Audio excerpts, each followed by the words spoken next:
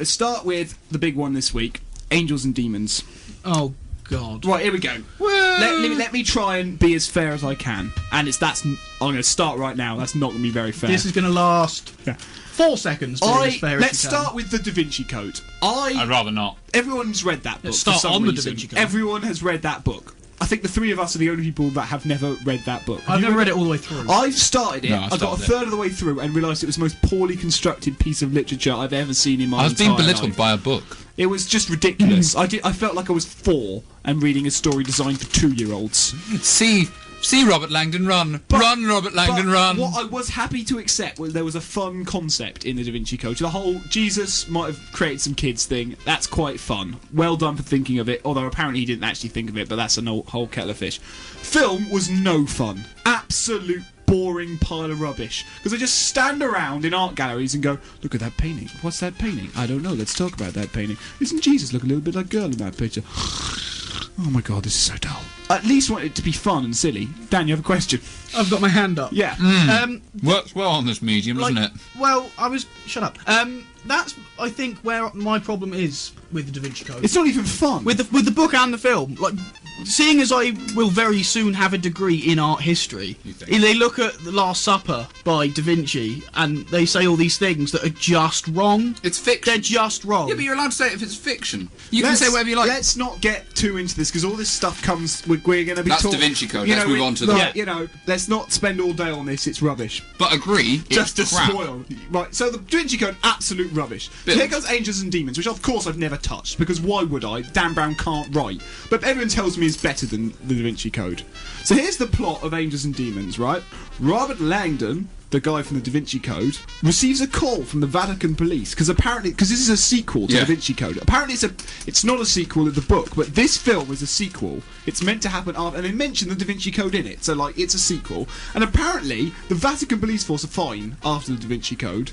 Like they haven't been Catholicism haven't been at all affected by the fact that Jesus has children. Like that doesn't contradict with their. But anyway, Catholicism is fine. He gets a call, and because they need his help, because 3 cardinals have been kidnapped by some mystery assailant brandishing the ancient symbol of the Illuminati, an underground secret society found during the Enlightenment, who plan a plot of revenge against the Church by holding up the election of a new pope and planning the complete destruction of the Church by stealing a vital sample of antimatter that could cause a vast explosion, destroying the entirety of the Vatican and possibly the world. Robert Langdon must solve the mystery before it's too late. Sounds awesome, huh? Let's have a clip where they all talk really seriously about really serious stuff that we all must take really seriously. Is it Raphael? The chapel is Raphael. The sculptures are Bernini. The unknown Illuminati master. Bernini? He worked for the church.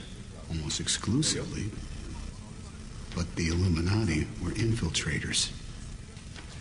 There wasn't a powerful organization on Earth they didn't penetrate, including the Vatican, by hiding in plain sight.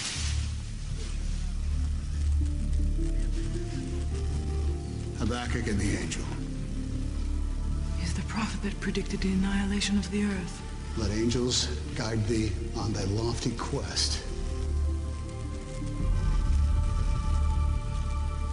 This is the first marker.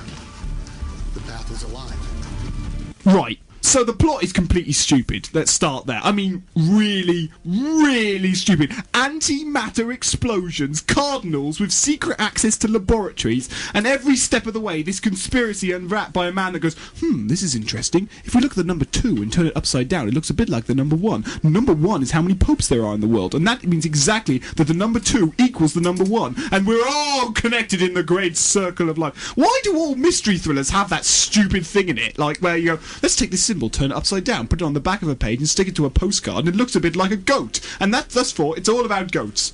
Like, that's not how things work in the real world. So that's number 1. Like, Robert Langdon is a ridiculous character. He has absolutely no personality whatsoever. He just seems to be Tom Hanks doing an impression of Stan's dad from South Park. You know, every scene he's walking along, my God, it's the... He also seems to have explainy Tourette's. He he explains... It's so funny at times, because it's like they're walking just through a corridor in the Vatican, and he'll go, oh my God, Pope Pius IX.